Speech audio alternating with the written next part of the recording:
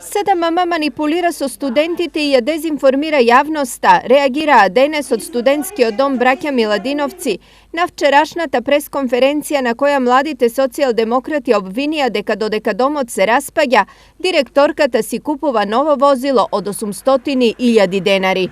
До сега го користев моето собствено возило и возилата на вработените за потребите на домот. Оваа набавка на возилото е за сума од 430.000 денари марка Citroen. Според Павлова Тасевска, за последните 8 години од кога таа е начело на домот се инвестирало во нов инвентар, подобрување на условите за престој, а тоа се правело и во моментов. Бесплатниот интернет за студентите.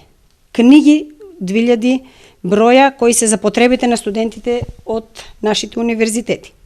Донацијата на нафта која неколку години ја добиваме. Метални креветчиња на спрат со кои што обезбедуваме простор во собите, бидејќи учениците се по 6 во соба, а студентите по 4.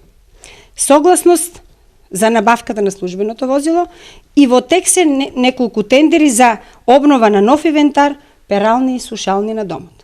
На вчерашниот прес на СДММ реагираа и младите од ВМРО ДПМНЕ, кои излегоа со список на инвестиции за младите направени за период од 8 години. Најголемиот чекор за студентите во Штип и регионот е отварањето на Државниот универзитет Гоце Делчев пред 8 години, кој во меѓувреме се разви во респектабилна високообразовна институција на ниво на Македонија и каде со стручно знание се стекнуваат десетици илјади студенти.